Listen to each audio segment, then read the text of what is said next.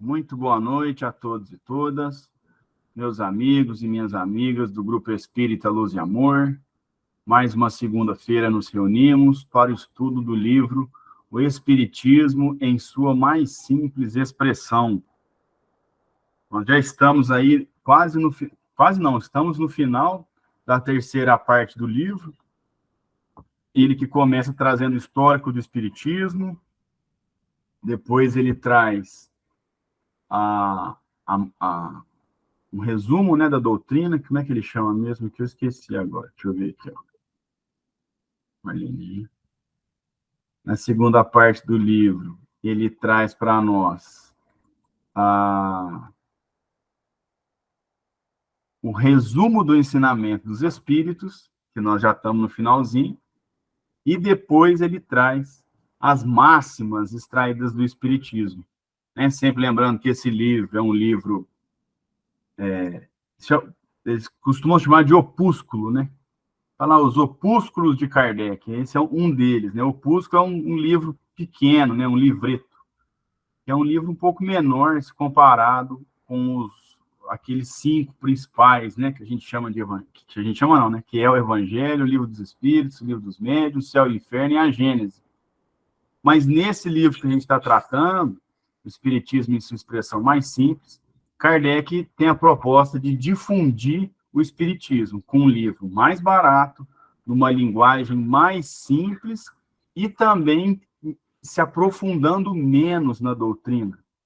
Então, a gente poderia chamá-lo aí de um livro de entrada para conhecer o Espiritismo. Né? Uma pessoa que não tivesse conhecimento nenhum, que tenha curiosidade, esse livro consegue, né, através da didática excelente de Allan Kardec, trazer um histórico, trazer as ideias principais e depois trazer as máximas que podem ser extraídas. Então, nós já estamos no finalzinho dele. É como se a gente tivesse, né, se fizer uma comparação assim, em que pé do estudo do Espiritismo que nós estamos. Nós estamos ali mais ou menos estudando a Gênese, porque ele começa a falar aqui agora da questão da Terra, que é um mundo de provas e expiações, e ele começa a tratar daqueles capítulos finais que nós estudamos na Gênesis, quando a gente estudou, quando Kardec falava sobre o exilamento dos espíritos, né, de determinado mundo para outro, né, essa transformação do mundo, né. Então, a gente estudou na Gênesis lá, são chegados os tempos, que foi tratado da transição da Terra, né, e para deixar de ser um mundo de provas e expiações, e é mais ou menos nesse pé que nós estamos, nesse livro aí, O Espiritismo em sua expressão mais simples. Para quem está com o livro, ou até está acompanhando pela Kardecpédia, agora nós vamos para o item 28 dessa segunda parte. E eu vou compartilhar minha tela com vocês e vou reforçar que o nosso estudo aqui é horizontal, é uma mesa de debate, e que quem quiser se manifestar é só abrir o microfone e soltar o verbo. Ou, se quiser também, pode escrever na caixinha aí, também fica à vontade. Né? Então, item 28, né, foi quando a gente parou na semana passada.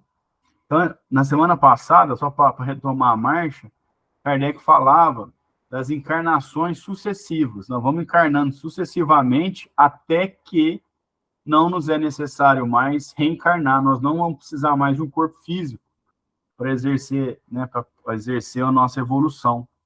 A gente já vai atingir um nível de espírito puro, né? Então, nós não precisaremos da reencarnação mais. Né?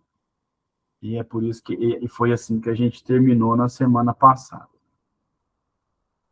Bom, então, vamos lá. Item 28. Estando os homens em expiação na terra, Deus, como bom Pai, não os entregou a si mesmos sem guias. Primeiramente, eles têm seus espíritos protetores ou anjos guardiães, que velam por eles e se esforçam para conduzi-los no bom caminho.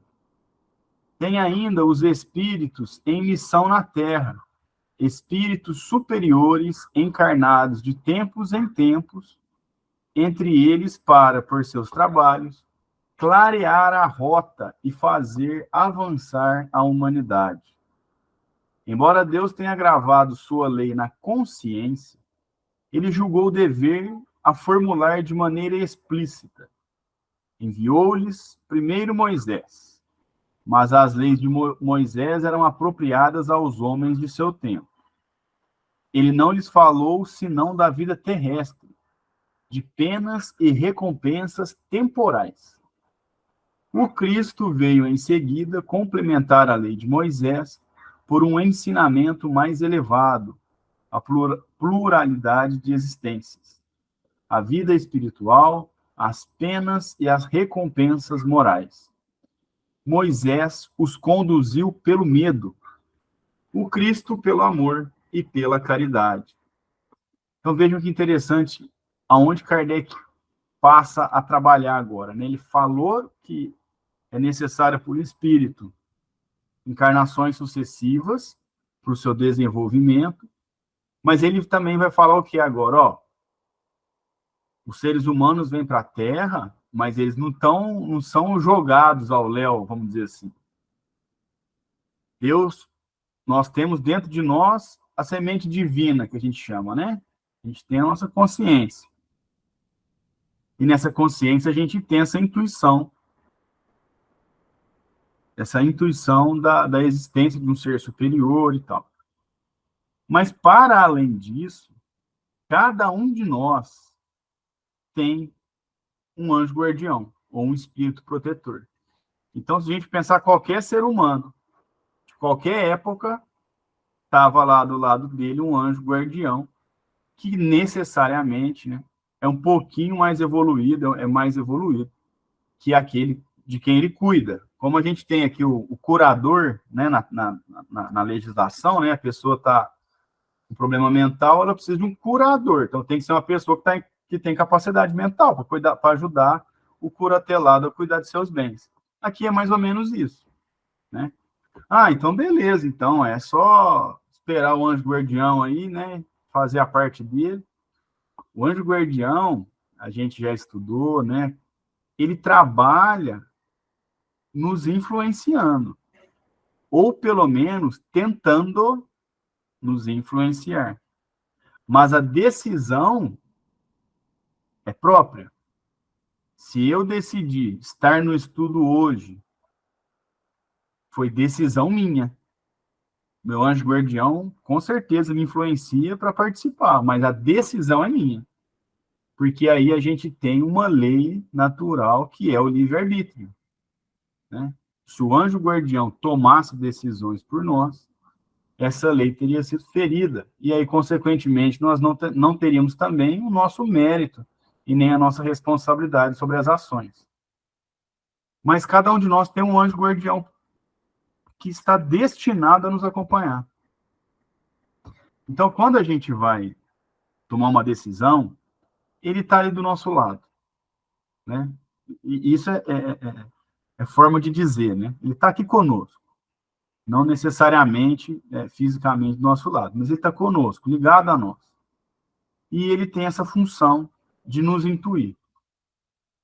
Mas não adianta a gente ficar do lado do roteador da internet se a gente não ligar o Wi-Fi no telefone.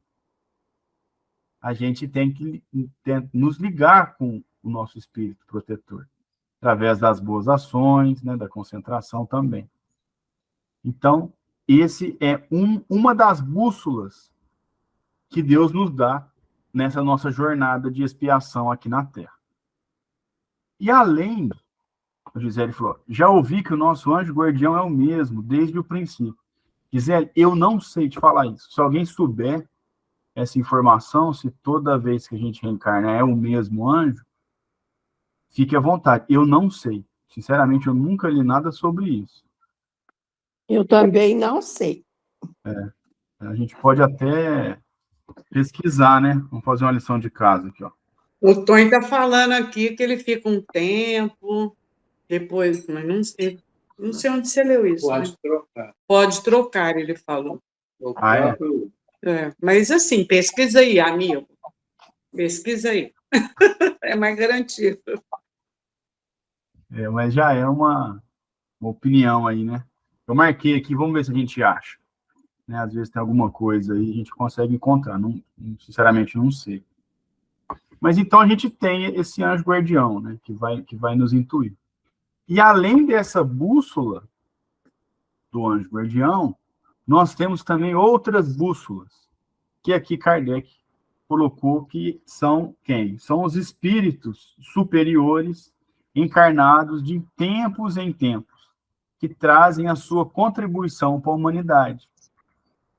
Então, nós temos aí espíritos que estão num grau superior à humanidade, que vêm, muitas vezes até exilados de outros lugares, ou também os missionários, né, que aí não são exilados, são missionários, que eles alavancam a sociedade. Ana, fica à vontade, pode falar. Vamos supor que esse anjo, que é um espírito superior, não é um espírito puro. Ele é um espírito apenas superior a nós, mas não é um espírito puro. Suponhamos que ele precise reencarnar. Aí, provavelmente, pode ser trocado, né? Não sei. Foi uma reflexão que me veio agora. Mas faz sentido o seu raciocínio, sim. Mas é bom a gente procurar uma fonte, né? Apesar de que faz sentido, o Tony também falou. Mas vamos ver se a gente acha uma fonte, algum texto aí que traga essa informação de forma mais completa. Eu acho que o que a Ana fala, e o Tony falou também, procede. Porque ele não é um espírito superior, realmente, ele é de segunda ordem. Então, às vezes, ele necessita, né, de outras encarnações. Vai necessitar, lógico, né? E aí, é um substituto. Põe outro, assim. Marlene, ele é superior a nós, mas ele não é um Sim, espírito puro, né? exatamente. Ele não é Exatamente. puro. Nós somos da terceira, né? E ele é da segunda. Então, então vou até voltar aqui no item anterior, para ver como esse raciocínio que vocês estão trazendo faz total sentido. A gente só vai parar de ter encarnação quando a gente se tornar um espírito puro, né? Nós estudamos isso semana passada. Se o nosso anjo protetor não é puro, ele necessariamente, uma hora, ele vai ter que encarnar, né? Para poder continuar a batalha aí, né? Continuar a lapidação para se tornar um espírito puro. Então, parece que o raciocínio é esse mesmo. Mas não custa dar uma pesquisada também, né? Às vezes a gente acha alguma coisa e toda vez que a gente tem uma dúvida no espiritismo, mesmo que a gente tenha uma quase certeza, pesquisar é excelente, porque ou vai confirmar realmente que nós estamos certos, ou no mínimo nós vamos dar uma estudadinha, né? E isso é sempre bom. Bom, então, além desse anjo guardião, né, que todos nós temos, tem esses espíritos superiores que alavancam, né, que ajudam a alavancar a humanidade, né? Ele tem seus trabalhos, né? Então, assim, a gente tem vários e vários exemplos, né? Até hoje a gente recorre ao raciocínio de filósofos, né, na hora de tomar decisões, né? Nós temos também, em todas as áreas, espíritos que nitidamente são superiores à grande maioria de nós e que trazem esse auxílio para a humanidade, sejam eles inventores, sejam eles na área musical, na área das artes, na área das ciências, eles também nos auxiliam nessa nossa progressão, né? Vamos dizer assim. E Kardec também coloca que, embora Deus tenha gravado a sua lei na nossa consciência, ele nos enviou, né, dois espíritos em especial, que um é Moisés que vem numa época muito rude da humanidade, muito bruta, trazer um padrão de comportamento, ou pelo menos uma orientação de comportamento baseado no medo.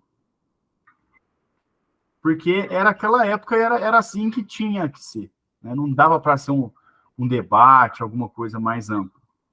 Então, Moisés crava lá os 10 mandamentos, né?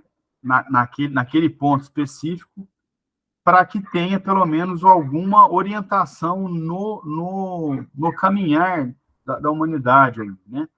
Tanto é que um deles é uma coisa muito básica, que é não roubar. Hoje é ridículo alguém falar que tudo bem roubar, eu roubo de vez em quando. Não, pode fazer, faz escondido, porque tem vergonha. Mas, na época, não era, o pensamento não era esse. Então, Moisés veio e trouxe, se a gente for ver os 10 mandamentos, é elementar demais, né? Não desejar a mulher do próximo, é não roubar, não matar. Então, às vezes, você tinha que falar, você não pode matar. Mas como não?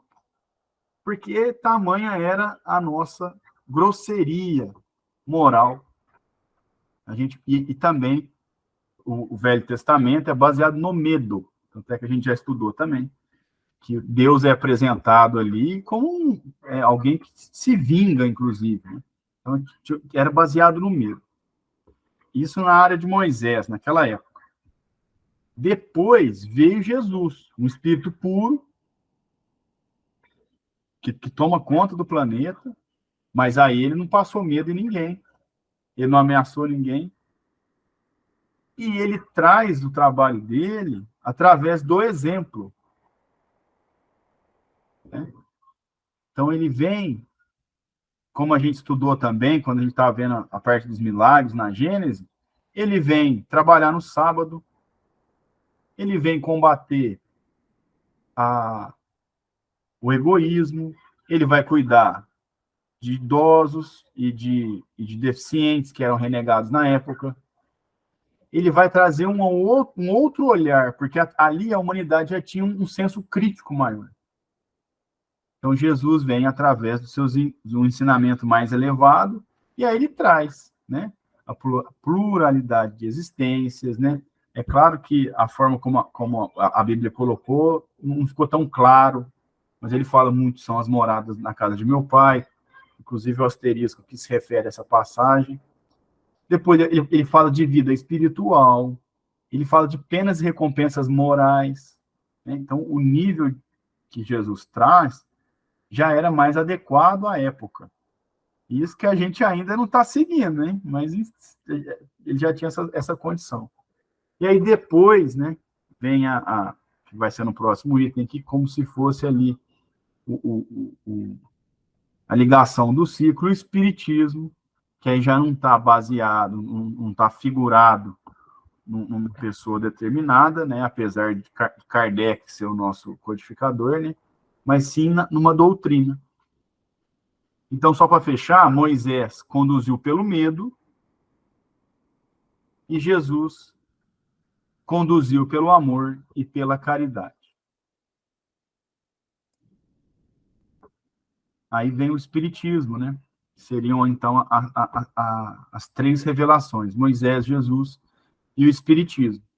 E aí Kardec diz no item 29, ó, o espiritismo, mais bem entendido hoje, acrescenta para os incrédulos a evidência à teoria. Prova o futuro com fatos patentes, né? Ou seja, com fatos claros. Diz em termos claros e sem equívoco o que Cristo disse por parábolas.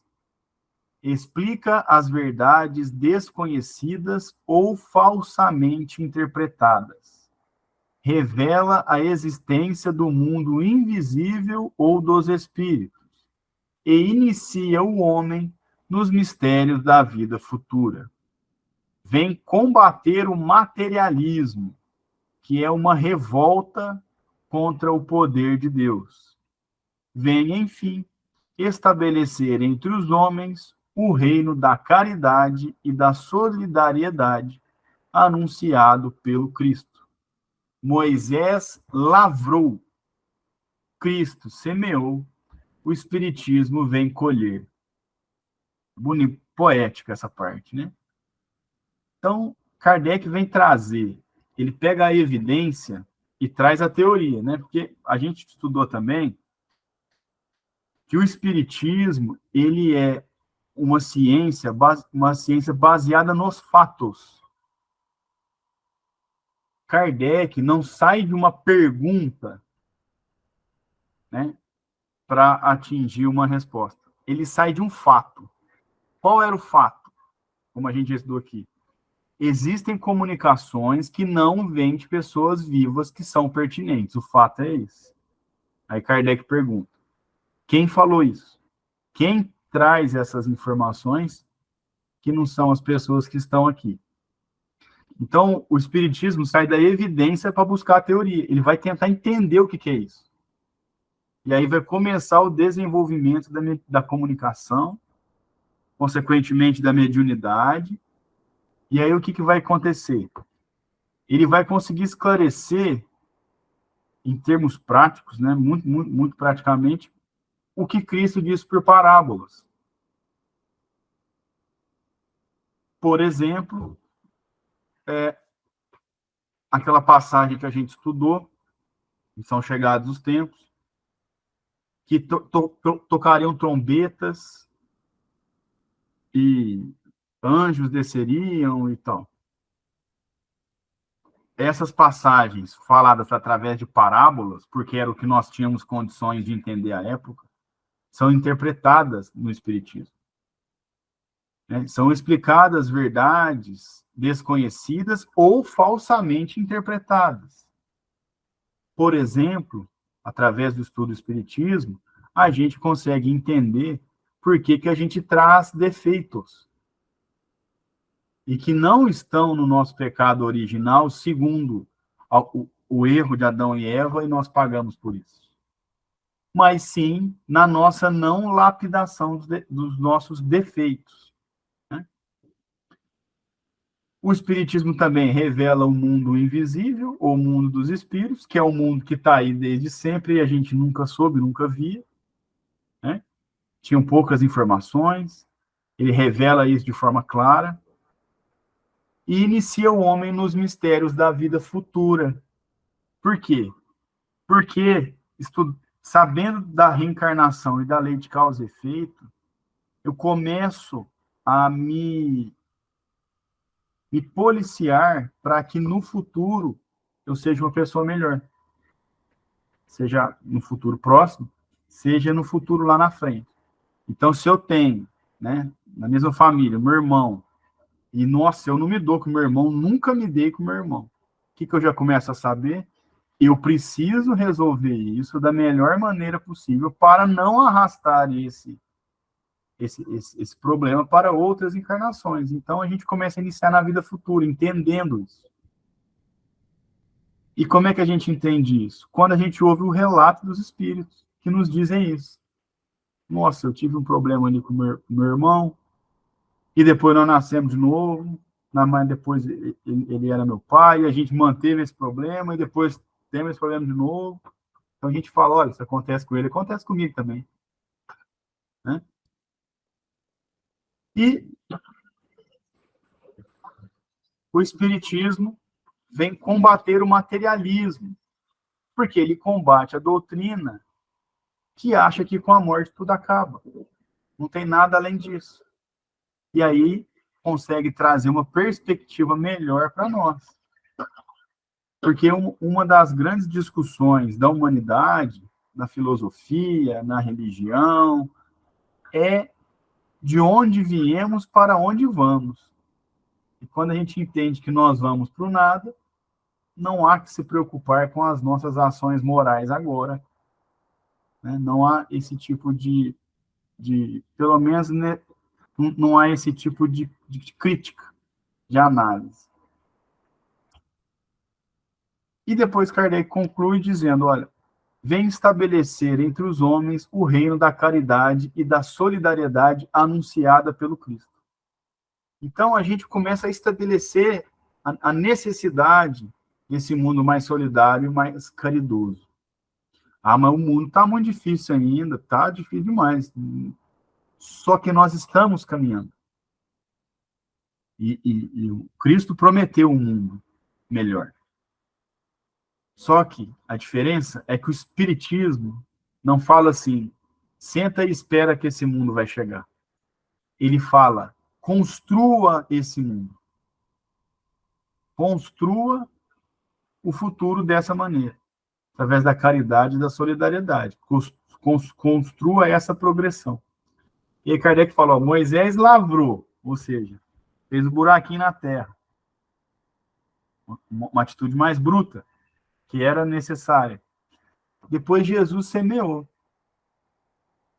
E aí o Espiritismo vem colher, porque Jesus planta os ideais e o Espiritismo vem fazer a colheita, né? Trazer através da ciência, das informações, através da liberdade, do livre-arbítrio, para que nós tomemos as nossas decisões. Ele não vem falar, o Espiritismo não fala assim, você está proibido de fazer isso. Você está proibido de fazer aquilo. Não. O Espiritismo, ele estabelece, olha, você é responsável pelo que você faz. Você tem seus defeitos e suas qualidades. Isso é mérito e demérito seu. Ele vai esclarecer para nós como funciona. E, consequentemente, nós vamos querer melhorar. Porque a gente começa a entender como funciona. Né? A gente começa a ter essa preocupação. Como hoje nós temos preocupações assim, a gente vai comer, a gente lava muito bem os alimentos, né, a salada, toma cuidado. Porque hoje a gente sabe que se a gente comer alguma coisa estragada, a gente passa mal. A gente não sabia antes, a gente comia, passava mal e quando você passa a conhecer, você tem mais cuidado. Então o Espiritismo fez isso, ele deu conhecimento para que a gente tenha mais cuidado com o que a gente faz, com o que a gente faz. Né? Ele não proíbe e não passa medo nem nada. Ele falou, é assim que funciona. Ele esclarece a lei que rege o mundo. É assim.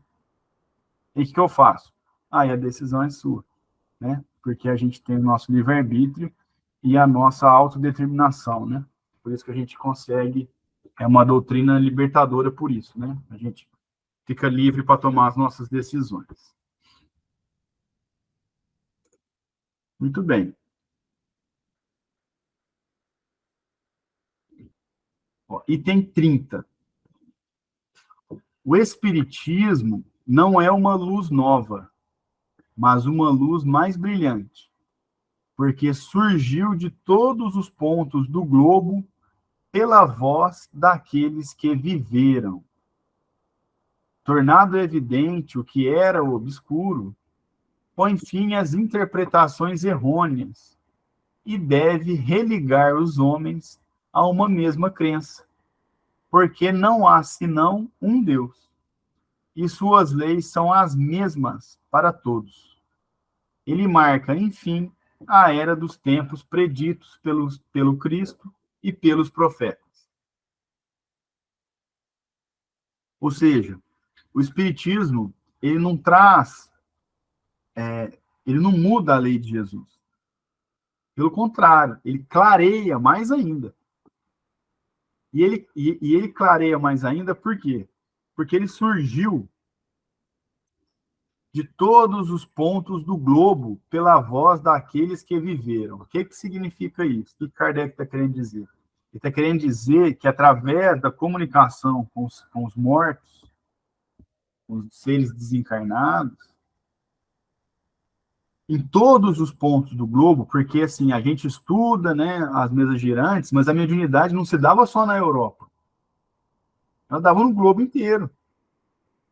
Mas foi ali na Europa, né, pelo que a gente já estudou, né, no seio do iluminismo, que começaram os estudos mais aprofundados. Mas a mediunidade é tudo quanto é lugar.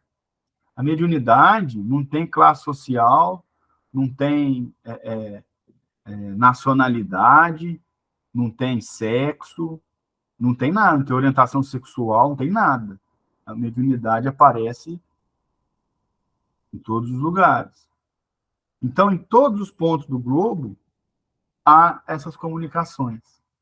Então, essa luz do Espiritismo, ela brilha por isso, porque em todos os lugares tem essa comunicação. Então, se tiver lá na Tailândia, e uma pessoa quiser, ou se uma pessoa começar a dar indícios, né, de comunicação com outros seres, ele procura e consegue estudar no livro dos médiuns como que pode proceder uma reunião, e está livre, para qualquer um fazer do jeito que quiser. Não tem um sacerdócio que uma pessoa fazer uma reunião, tem que fazer assim, tem que fazer assado. É livre. Então ela irradia em tudo quanto é lugar. Ela brota no globo todo.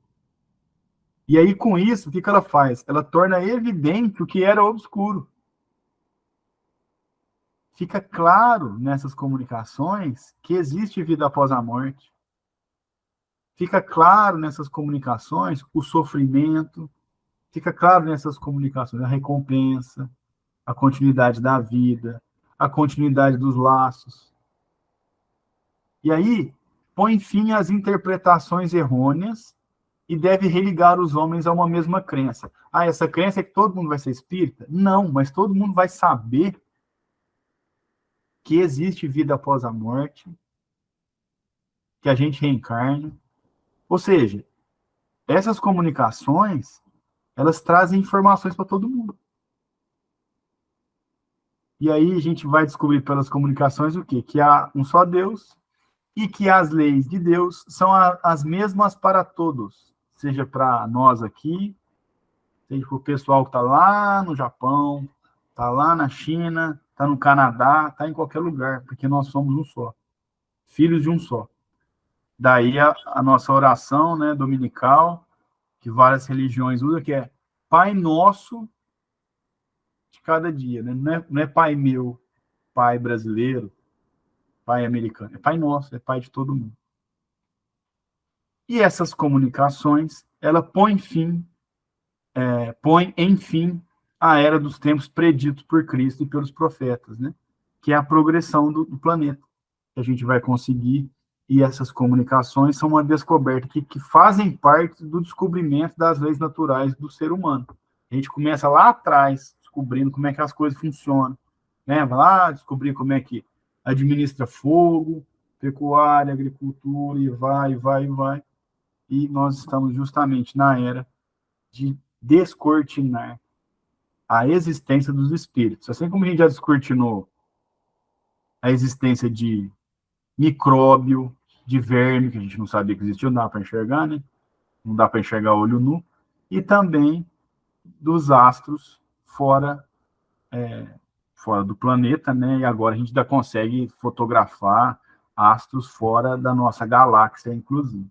Então, o descortinamento do mundo dos espíritos é mais uma etapa do desenvolvimento da humanidade.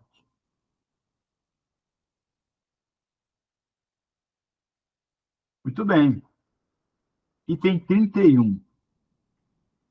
Os males que afligem os homens na Terra têm como causa o orgulho, o egoísmo e todas as más paixões. Pelo contato de seus vícios, os homens tornam-se reciprocamente infelizes e punem-se uns aos outros. Que a caridade e a humildade substituam o egoísmo e o orgulho. E então, eles não buscarão mais prejudicar-se. Respeitarão os direitos de cada um e farão reinar entre eles a concórdia e a justiça. Então, aqui Kardec vai entrar na ideia, né, de por que há males no mundo. Os males não são culpa de determinado ser que faz o mal. A culpa é nossa. Por que eu ainda me ofendo? Porque eu sou orgulhoso. E os nossos males são fruto do nosso orgulho, do nosso egoísmo e de todas as más paixões. Mas o orgulho e o egoísmo, eu acho que são ali as pedras bases das más paixões, né? Porque tudo que sentimento ruim, geralmente a base tem o orgulho e o egoísmo, né? A gente tem dificuldade de respeitar o limite do próximo, a dificuldade de entender o próximo. Então, essas más paixões nossas têm essa origem, o orgulho e o egoísmo. E, através disso, a gente se pune. Isso a gente pode ver na história toda, nas guerras, nas intolerâncias, né? Achar que porque o outro é diferente vai me afetar e querer agredir o outro. É tudo baseado nisso aí. E aí a gente fica o quê? A gente fica infeliz. Né? A gente vive nesse mundo que a gente tem medo do próximo, né? Tem medo de algumas coisas por falta justamente de um sistema para a gente viver baseado na caridade e na humildade. E aí ele diz, né, que a caridade e a humildade substituam o egoísmo e o orgulho, porque quando a gente conseguir isso, um ser humano não vai prejudicar o outro mais. A gente vai respeitar o direito de cada um e a gente conseguirá, então, fazer reinar a concórdia e a justiça, né? Sem nos livrar desses dois problemas, desses dois defeitos, do orgulho e o egoísmo, a gente nunca vai conseguir ser plenamente feliz, porque através do orgulho a gente tira do outro para ficar para a gente, né? Através do egoísmo. Então, essas são as bases que nós precisamos desfazer na nossa sociedade.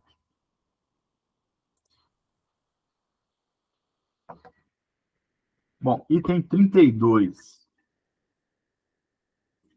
Aí Kardec pergunta, mas como destruir o orgulho e o egoísmo? Mas como destruir o egoísmo e o orgulho que parecem inatos no coração do homem? Ou seja, parece que o homem já nasce, né? Egoísta e orgulhoso.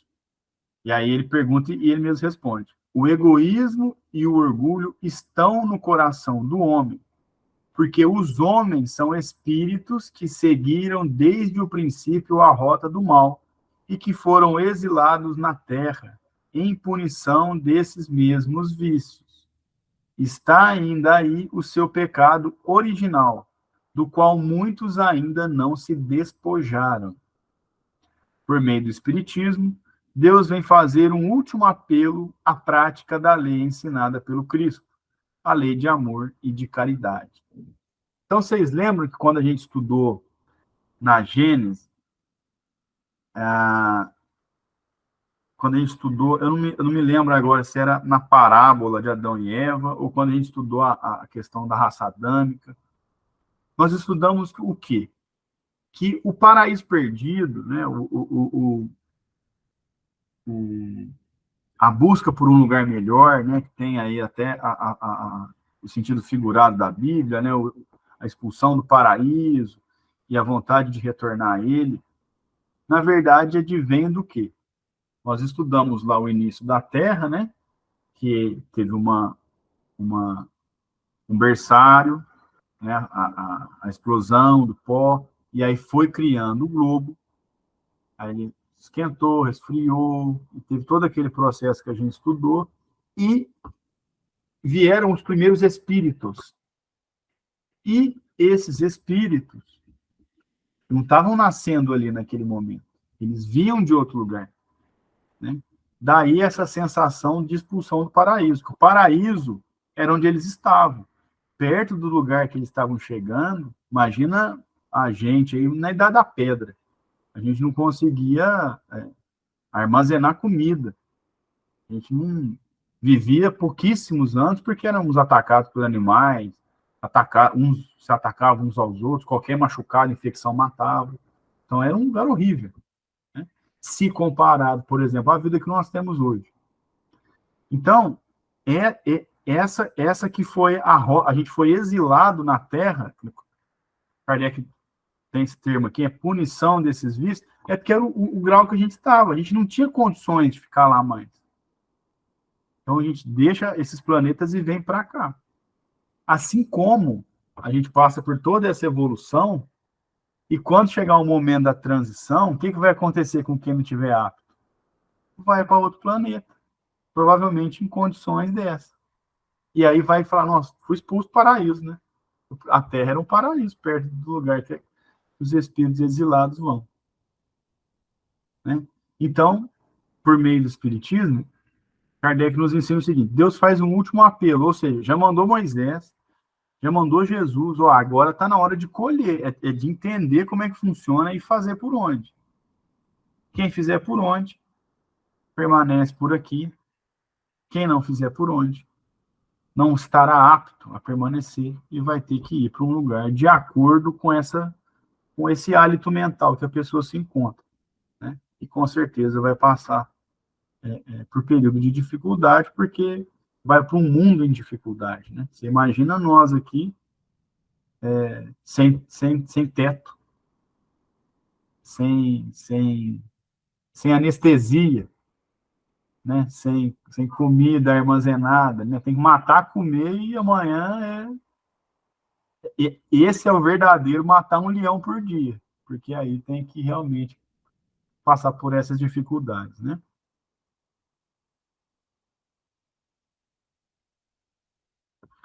Muito bem. Item 33. Tendo a terra chegado ao tempo marcado para tornar-se uma morada de felicidade e de paz, Deus não quer que os maus espíritos encarnados continuem a trazer para ela a perturbação em prejuízo dos bons. É por isso que eles deverão desaparecer. Eles irão expiar seu endurecimento em mundos menos avançados, onde trabalharão de novo para seu aperfeiçoamento, numa série de existências mais infelizes e mais penosas ainda aqui na Terra.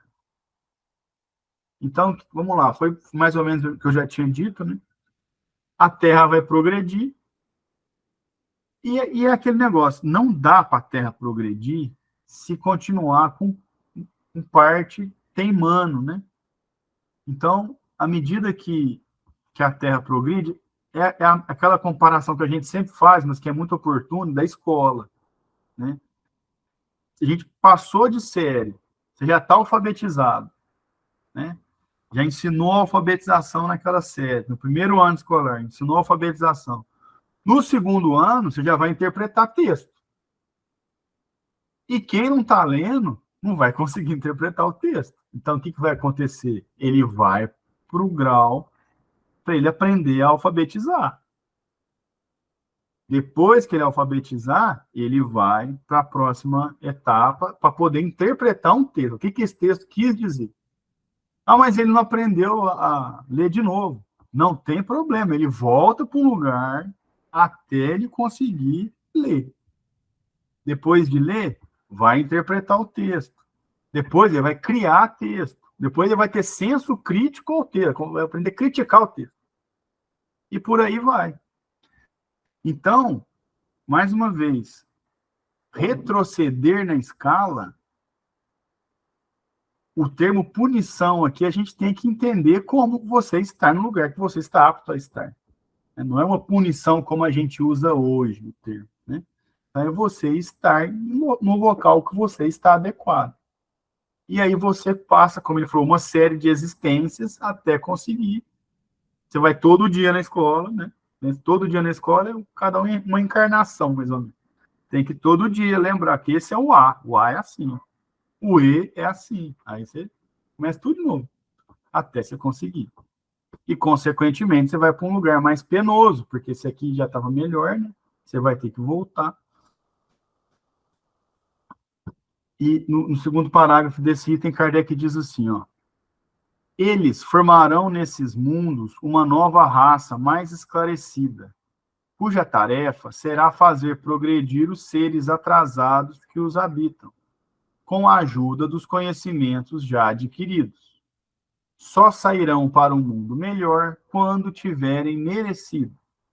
E assim por diante, até que tenham atingido a purificação completa.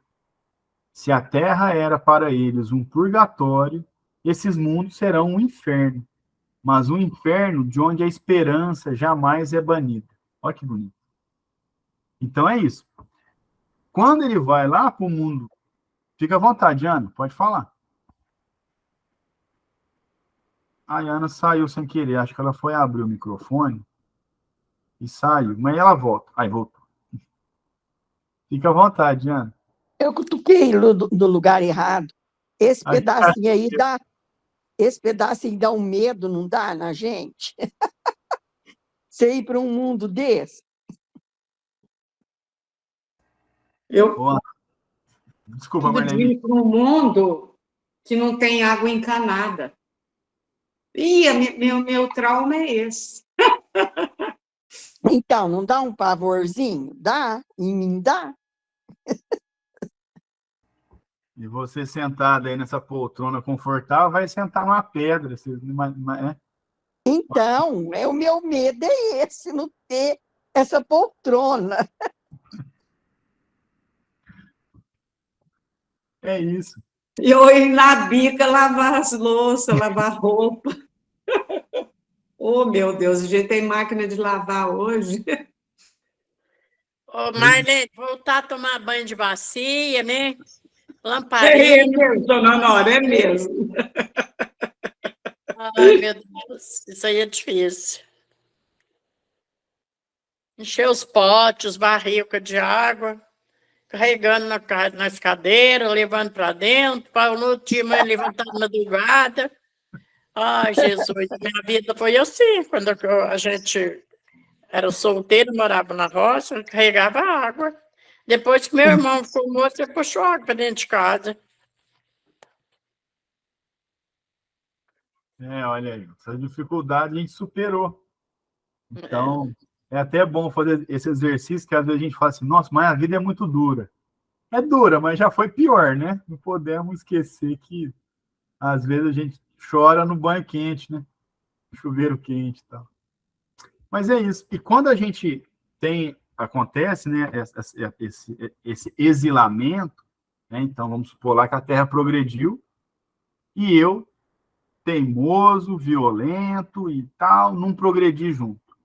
Eu vou para um mundo mais atrasado, né? Vou sofrer aí, vou ter que carregar água na cabeça aí, na bacia, igual a dona Honória brincou, mas eu vou chegar lá, nesse mundo, com um certo grau de conhecimento também, é inegável. E aí eu vou ajudar aquele povo a progredir também. Então vejam como a estrutura divina ela é perfeita. Porque ao mesmo tempo em que eu resolvo pendências, eu ajudo povos, se eu fizer esse exercício. E do mesmo modo, os que estão à frente de nós, se vêm para cá, já estão num mundo muito melhor que o nosso, sem violência, e nasce aqui no mundo nosso, que é cheio de problemas também. Ele traz de lá ideias muito evoluídas, ajudando o nosso desenvolvimento aqui, e, ao mesmo tempo, resgata e revê conceitos que ele deveria ter aprendido e aprende agora aqui de novo, né? Então, você não está dando tanta importância aí para caridade, por exemplo. Eu vou te mandar para um mundo não caridoso, e manda para cá, e vê a dificuldade que é. Então, tem sempre essa interligação que o exilado auxilia no progresso e, ao mesmo tempo, resgata as questões que ele precisa. E a Gisele falou, sem GPS.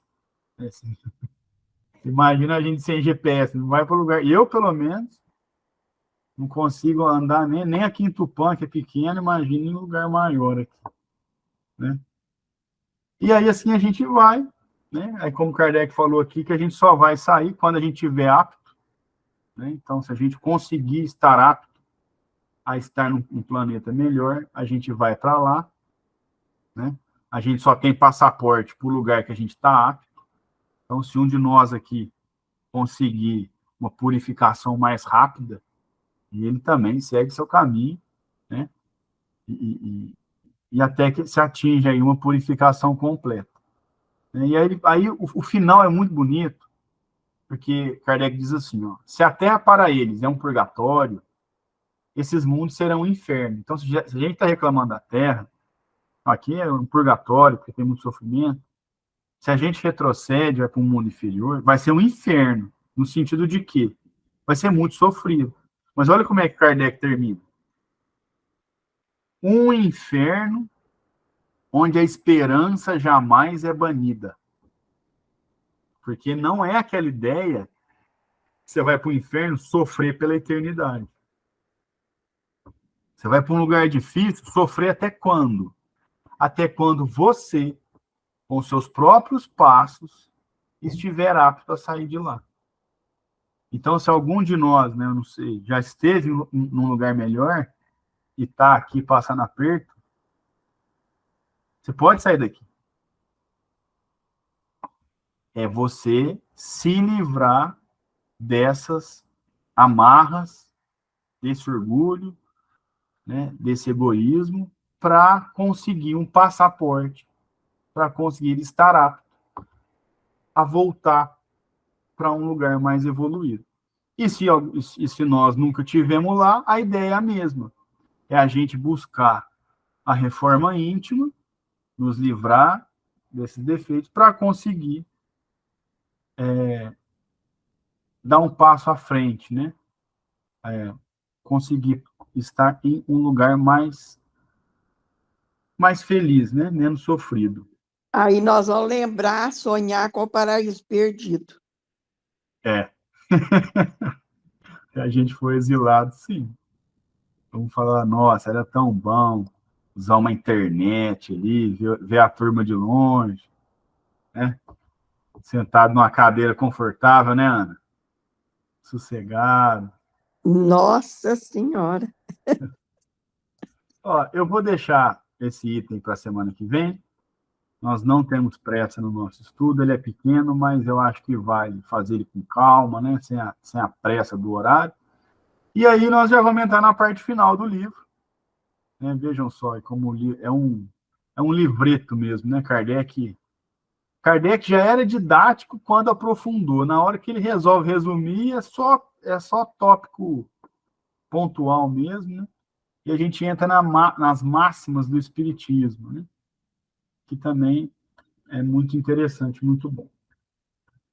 Isso aí, então semana que vem... Semana que vem você vai fazer normal, Caio? Não, nossa senhora, eu esqueço. Toda vez eu esqueço, Marlene. Semana que vem a gente vai pular, né? Que é carnaval, e eu nem vou estar aqui, na verdade.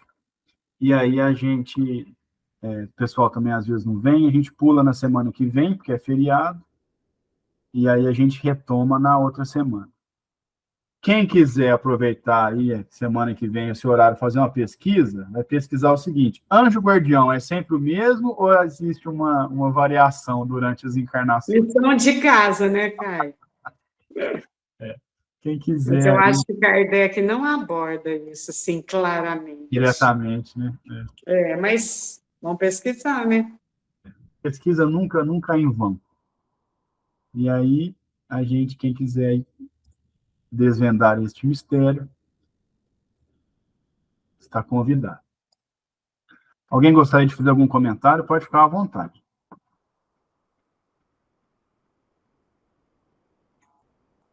É muito bom, né, o estudo, muito bom. Esclarece bem a gente. Muito bom. E foi bom, sabe o que, Ana, que eu percebi? A gente tem estudado a Gênese antes, que quando ele entra nessa parte, especialmente agora, aí,